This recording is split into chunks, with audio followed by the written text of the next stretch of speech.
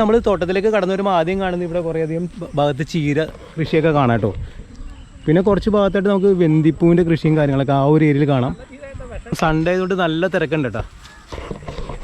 ഈ ഒരു ഭാഗത്ത് നമ്മൾ നോക്കിയിട്ട് വെള്ളരിയാണ് കേട്ടോ. കുറേയധികം വെള്ളരി ഈ ഭാഗത്ത് നമുക്ക് കാണാൻ കഴിയുന്നതാണ്. ജസ്റ്റ് കാണിക്കരുത്, ഇവിടെയൊക്കെ ഉണ്ട്.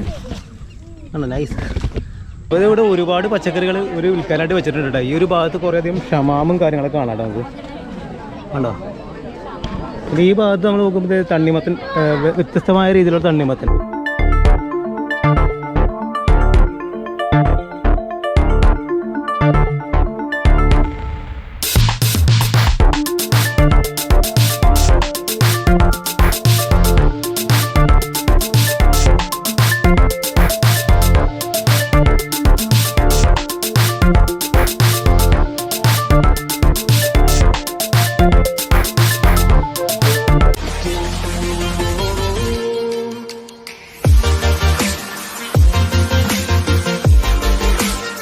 ഹലോ, എല്ലാവർക്കും നമസ്കാരം. പുതിയൊരു വീഡിയോയിലേക്ക് സ്വാഗതം. അപ്പോൾ ഞാനിപ്പോൾ ഉള്ളത് കണ്ടനാടാണ് കേട്ടോ.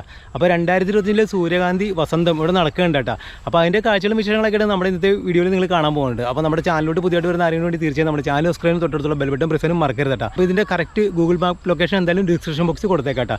അപ്പോൾ ഇവിടെ ഈ ഒരു സൂര്യകാന്തിയുടെ ഒപ്പം തന്നെ ഇവിടെ കുറേയധികം പച്ചക്കറികളും അങ്ങനെയുള്ള കാര്യങ്ങളെല്ലാം വിളവെടുപ്പ് നടക്കുന്നുണ്ട്. അപ്പോൾ അതിൻ്റെ കാഴ്ചകളൊക്കെയാണ് നമ്മുടെ ഇന്നത്തെ വീഡിയോയിൽ നിങ്ങൾ കാണാൻ പോകാം കേട്ടോ. എറണാകുളം ജില്ലയിലെ ചോറ്റാനിക്കരയ്ക്ക് അടുത്തായിട്ടാണ് ഈ കണ്ടനാട് എന്ന് പറയുന്ന സ്ഥലം സ്ഥിതി ചെയ്യുന്നത്. വൈറ്റിലിൽ നിന്ന് 11 കിലോമീറ്റർ ദൂരമാണ് ഇങ്ങോട്ടുള്ളത്. അതുപോലെ തന്നെ ചോറ്റാനിക്കരയിൽ നിന്നാണെങ്കിൽ ഏകദേശം ഒരു 4 കിലോമീറ്റർ ദൂരമാണ് ഇങ്ങോട്ടുള്ളത്.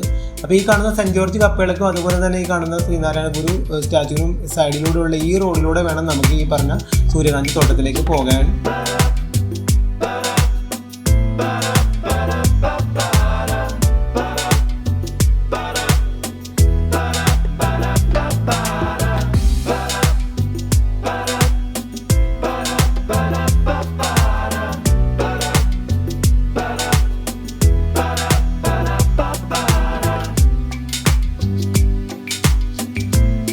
എൻ്റെ തൊട്ട് പുറയായിട്ട് ഈ ഒരു ഭാഗത്ത് നമുക്ക് കുക്കുംബർ കാണാം കേട്ടോ. കുറേയധികം ഭാഗത്തുണ്ട്. ഈ ഒരു 3-4 തട്ടായിട്ട് അവർ അത് തന്നെയാണ് കൃഷി ചെയ്തിരിക്കണം കേട്ടോ.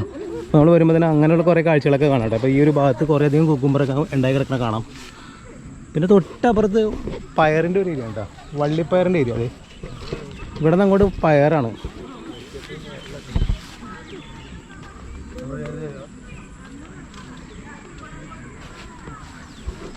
ഈ 2 ഏരിയയിലും പയറാണ്. അവിടം വരെ ഉണ്ട്. ഒരു പടവലത്തോട്ടം ഉണ്ട് കേട്ടോ. നമുക്ക് ഇതിനകത്തേക്കൊന്ന് കയറി വരാം. ഒരു തലക്ക് അല്ല മുട്ടയുടെ ഇതിലാണ് പടവല. ഒരുപാട് പടവലുണ്ട് കേട്ടോ. ഒരു ഏരിയ കംപ്ലീറ്റ് പടവലാണ്. ഇങ്ങനെ പോവാം. നൈസ് പടവല.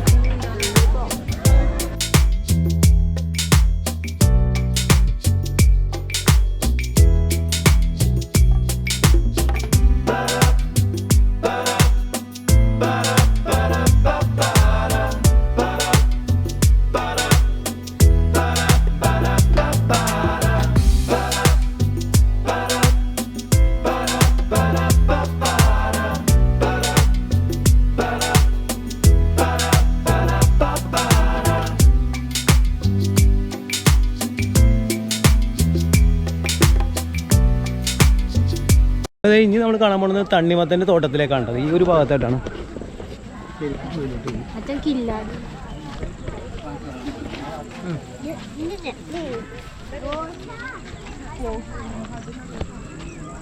എവിടെ ഉണ്ടായി കിടക്കണ്ടല്ലേ?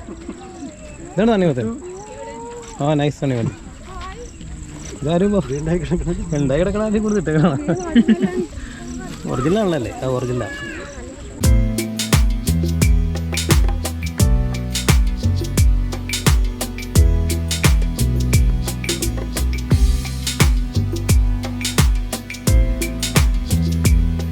അപ്പോൾ നിലവിൽ ഒരു 3 ഏക്കറോളം സ്ഥലത്ത് തണ്ണിമത്തനും അതുപോലെ തന്നെ പൊട്ടുവെള്ളരിയും അതുപോലെ തന്നെ സാധാ വെള്ളരിയും പിന്നെ അതുപോലെ തന്നെ പടവലത്തോട്ടവും അതേപോലെ നമുക്ക് ആവശ്യമുള്ള എല്ലാ കുടുംബത്തിലേക്ക് ആവശ്യമുള്ള പലതരത്തിലുള്ള പച്ചക്കറികൾ ഇവിടെ കൃഷി ചെയ്യുന്നുണ്ട് കേട്ടോ.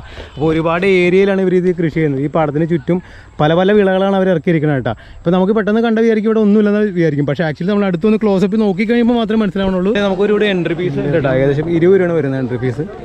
ടിക്കറ്റ് നിരക്ക്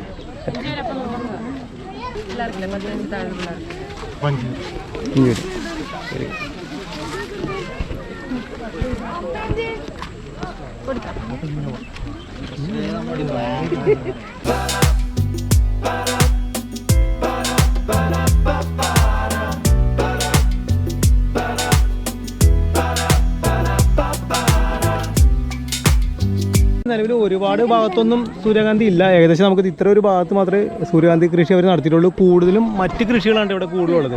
ഇപ്പോൾ നമ്മൾ വന്നിരിക്കുന്നത് ഏകദേശം ഒരു 5 മണിക്ക് ശേഷം ആയതുകൊണ്ട് ആദ്യം പൂളെല്ലാം ഏകദേശം കൂമ്പിന്ന് തന്നെ പറയാം കേട്ടോ. ആക്ച്വലി ഇപ്പോൾ നമുക്ക് വീഡിയോയിൽ കണ്ടാൽ നിങ്ങൾക്ക് മനസ്സിലാവും. അപ്പോൾ കഴിയുന്നത് നിങ്ങൾക്ക് ആർക്കെങ്കിലും വരാൻ താല്പര്യമുണ്ടെങ്കിൽ കഴിയുന്ന അതിരാവിലെ തന്നെ വരിക കേട്ടോ. ഏകദേശം ഒരു 6 മണി മുതൽ ഓപ്പണാണ്. 6 മണി മുതൽ 6 മണി വരെ ഒരു ടൈമിങ് കാര്യങ്ങളൊക്കെ വരുന്നത്. ഒരാൾക്ക് 20 രൂപയാണ് പ്രവേശന ഫീസ് വരുന്നത് കേട്ടോ.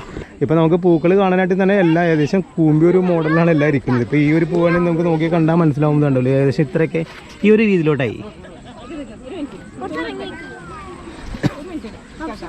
അപ്പോൾ ഇവിടെ ഒരു കുഞ്ഞു കുട്ടി ഒരു ഫോട്ടോഷൂട്ടിന് വേണ്ടി വെയിറ്റ് ചെയ്യുന്നുണ്ട്.